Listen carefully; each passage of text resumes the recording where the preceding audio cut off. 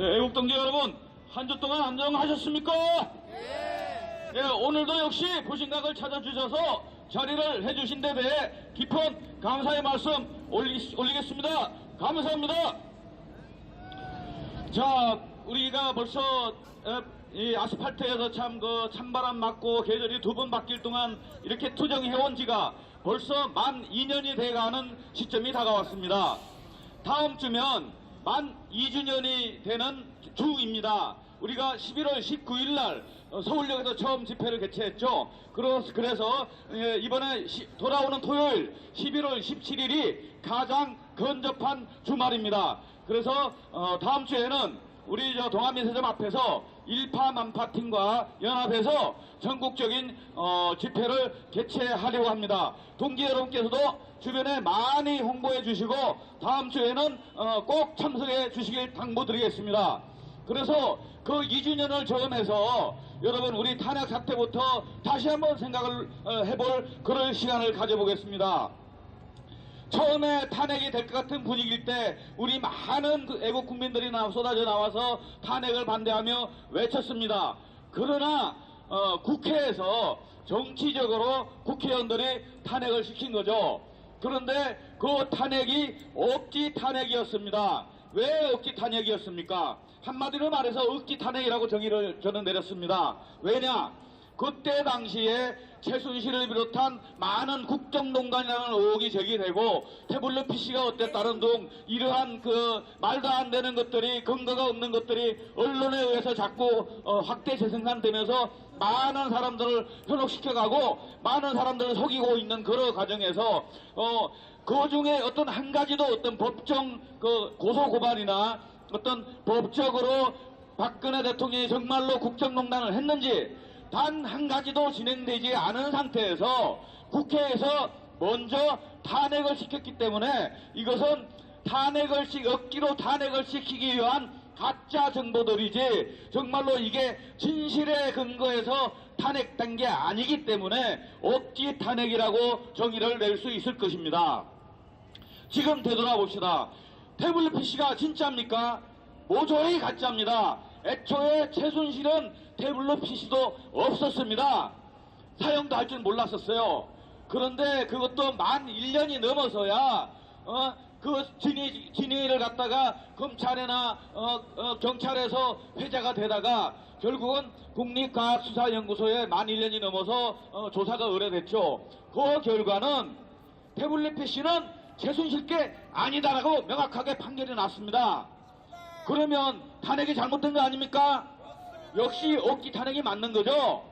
그래서 그것뿐만이 아니라 그렇게 근거가 없이 뜬 소문으로 JTBC에 의해서 확대 재생산된 그 태블릿 PC는 박근혜 대통령을 기소하는데 국정농단 재판에 한 번도 증거로 제출되지 않았습니다. 증거 능력이 없었겠죠. 이것 또한 억지 탄핵의 증거인 것입니다. 자, 그 다음에 또 그렇게 해서 강제로 권력을 뺏어놓고 아무것도 없이 만들어 놓고서는 모든 권력을 뺏어놓고서는 과거에 대통령으로서 행했던 모든 그 권한에 의한 모든 일에 대해서 사법적 잣대를 들이대가지고 무슨 국정원 특활비가 어떻다, 그 다음에 미래재단 K스포츠에 대해서 뇌물을 받아먹었다 이런 죄로 지금 재판이 진행되고 있죠. 과연 그게 미래재단 K스포츠에 대한 삼성이나 대기업에 출연한 게 그것이 과연 뇌물이었습니까? 그 재단에 그 돈은 아직도 그래도 사용이 되어지고 있습니다. 그냥 남아있다는 거죠. 재단에 대기업이 출연한 돈이 그냥 미래재단, K스포츠, 영재센터 등에 그냥 남아있는데 이것을 갖다가 박근혜 대통령이 마치 돈을 받아먹는 것 모양 지금 재판에서 그렇게 뇌물죄가 성립이 되게 만든 게 지금 현재 사법부입니다. 물론 사법적인 판단이 순수하게 사법적으로 내려졌다면, 양심적으로 내려졌다면 절대로 나올 수가 없는 판결이었습니다. 여러분 상식적으로 한번 생각을 해보십시오. 나와 우리 가족이, 우리 아버지가 또는 우리 부인이 어디 가서 정말로 사기를 쳐서 남한테 피해를 끼쳤을 때 뇌물을 받아먹었다고 쳐도 그 남편과 남편이 같이 처벌을 받는 사례가 있었습니까? 이런 경우는 없는 것입니다. 더군다나 최순실이하고 그 박근혜 대통령이 뭐 과거부터 인연이 있었는지 모르겠지만 그 인연이 있다고 해서 삼자의 물자가 통한다면 대한민국에 멀쩡한 사람 아무도 없을 것입니다. 더군다나 그것도 최순실이가 받아먹은 것도 아닙니다.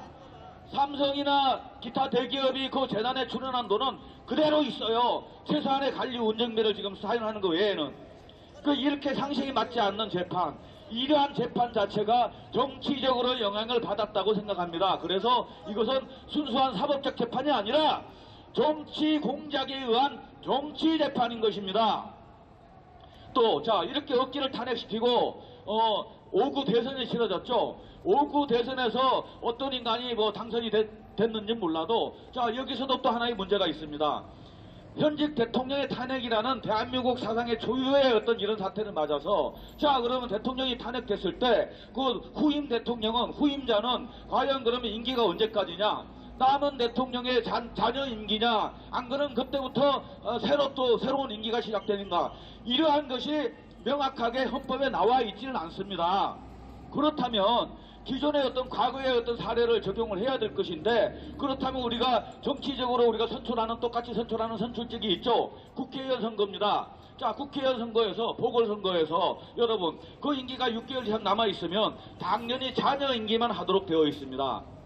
그런데 이 사람 지금 저 대통령 지금 저 청와대에서 권력을 깨차고 있는 그 인간은 지금 그러한 그 사례에도 불구하고 그때부터 마치 새로이 임기를 시작하는 양 지금도 아직 앉아서 있습니다. 그래서 이거는 가짜라고 저희는 생각합니다. 물론 5구 대선 과정에서 우리 여기 많은 동지님들이 지금 어떤 부정선거의 의혹을 많이 제시를 하고 있습니다. 뭐 거기서도 그럴듯한 어떤 그런 근거도 보이기도 하고 그뿐만이 아니라 아까 말씀드린 것처럼, 방금 말씀드린 것처럼 그 자녀 임기에 대해서 헌법에 명확한 조항이 없는 한 어떤 적어도 국회의원 선거에 준해서 그 사례를 따라야 될 것인데 이거마저도 무시하고 촛불 내지는 거짓 언론 선동에 많은 그 언론들의 편을 받아서 설거머니 지금 현재까지도 앉아있는 게 바로 가짜인 것입니다, 여러분. 그런데 이 가짜가 자리만 차지하고 있는 게 문제 있을 뿐만 아니라 이 나라를 갖다가 통째로 말아먹으려고 하고 있다는 게 더 큰 문제가 되겠죠. 일단 지금까지 재판 과정, 박근혜 대통령 재판 과정에서 드러난 이러한 정치 공작 또는 정치 재판의 어떤 과정이, 이러한 근거가 이게 바로 우리가 김정은이에 의한 전쟁에 의한 적하야욕뿐만이 아니라 그게 아니더라도 우리 내부적으로 상권 분립에 의한 자유민주주의 체제를 근본적으로 흔들고 있다는 데 큰 문제가 있는 것입니다. 뭐 아시다시피 자유민주 체제란 사법, 행정, 입법이 상권 분립 체제가 상호 견제를 하여 독권을 방지하는 것인데, 이렇게 정치 권력에 의해서 정치 공작이 이루어지고 정치 공작에 의해서 사법권의 영향을 받아서 상식을 뛰어넘는, 상식으로 납득할 수 없는 이러한 재판 결과가 나오는 것이 바로 민주주의의 파괴인 것입니다, 여러분. 그것뿐만이 아니라 또 지금의 어떤 그 권력을 잡고 있는 사람들은 대부분 386 세대, 386이죠. 그 386이 누굽니까? 여러분 잘 아시죠? 여러분들 우리 한창 공부하고 또 우리 선배들이 공부하고 있을 때 이 사람들은 대학에 들어와서 공부는 안 하고 데모만 했던 사람들입니다. 이러한 사람들이 지금 정권을 잡고 권력을 휘둘리고 있어요. 물론 그 사람들이 똘똘 뭉쳐서 뭐 권력을 잡는 데는 뭐 성공을 했다 칩시다. 그러나 일이라는 것은 욕심만 가지고 되는 게 아니죠. 모든 게 경험이 있어야 되고 경륜이 있어야 되고 과거로부터 내려오는 그런 관습을 갖다가 제대로 알고 나쁜 것은 버리고 좋은 것은 받아들여야 되는데, 이 사람들은 386의 잣대, 자신들의 어떤 잣대만 가지고 나라를 통째로 지금 바꿔버리려고 하고 있습니다. 내부적으로는 엊그저께 그런 게 나왔죠. 저기 국회에서 제출한 자료에 보면 적폐청산이라는 이유로 그런 근거를 들어서 무려 70여 가지의 적폐청산에 대한 목록을 작성해서 지금 기획된 시나리오대로 아직도 타천되고 진행이 되고 있다는 것입니다. 이것은 무엇을 뜻하는 겁니까? 과거의 어떤 그 권력이나 어떤 이런 걸 갖다가 그런 기득권을 모조리 없애버리고 자기네들이 새로운 세상을 만들겠다는 뜻인데, 자, 지금 그런데 가장 중요한 것은 그 데모만 하는 사람들의 어떤 사상 깊은 곳에 자리 잡고 있는 게 바로 주사파 사상 아니겠습니까? 주사파가 뭡니까? 김일성 주체 사상을 갖다가 쫓는 사람들이죠. 이러한 사람들이 근본적으로 나라를 운영하고 있으니 결국은 모든 것을 북한에 기댈 수밖에 없습니다. 북한과 평화협정, 무엇이 평화입니까? 북핵을 없애고 북미 대열을 갖다가 주선을 하고 이래서 핵을 없애서 평화를 내세운다고 하지만 그것은 하나의 허울에 불과하다는 것은 여러분, 우리 동지 여러분 것이 잘 알고 계실 것입니다. 북한은 처음부터 핵을 폐기할 의도가 전혀 없었습니다. 단지 핵 실험장 하나만 파괴하면서 그 쇼를 하면서 그걸 세계 만방에 TV로 알렸지만 정말로 진정으로 핵을 폐기하려 한다면 이미 만들어진 핵무기와 핵을 만들고 있는 공장과 거기에 관련된 시스템에 관련된 모든 노하우를 폐기해야 진정으로 핵을 폐기했다고 인정할 수 있을 것입니다.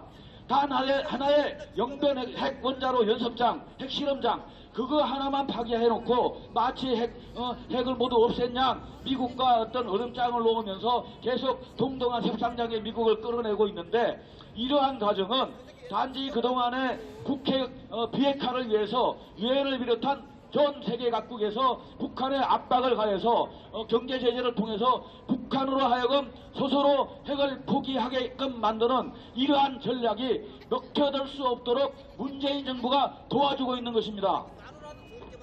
그래서 우리는 지금 전 세계적인 어떤 기조에 맞춰서 북한에 압박을 가해서 북한 스스로가 핵을 폐기하고 또 북한 주민들이 자본주의 사상에 자연스럽게 녹아돌도록 해서 남북 통일이 돼야 어떤 남북 통일을 하더라도 그러한 기조로 가야 자유민주 체제가 지켜질 수 있는 것인데 지금 말씀드린 것처럼 내부적으로 어떤 상권 분립에 의한 기본적인 어떤 권력을 갖다가 망가뜨리면서 자유민주주의를 파괴하고 있고 이러한 기준으로 어떤 기존의 기득권층을 완전히 없애버려서 결국은 북한에게 유리한 그런 사회 상태를 만들어 갖고 나가서 또 거기에 대해서 우리 민족끼리라는 어떤 평화를 내세운 우리 민족끼리가 뭡니까? 좋게 말하면 민족의 자주성을 얘기하는 것 같지만 거기에는 무서운 함정이 도사리고 있습니다. 다시 말씀드리면 북한으로부터 적화 야욕의 어떤 침략을 당해서 대한민국이 공산화되더라도 그거 우리 민족끼리 한 일이니까 상관없다는 뜻이 내포가 되고 있는 것이거든요. 이래서 우리가 단순하게 우리 민족끼리 평화라는 이러한 말에 속아서는 안 되는 이유가 여기에 있는 것입니다. 우리는 자유민주주의를 결코 포기할 수가 없기 때문입니다, 여러분. 맞습니다.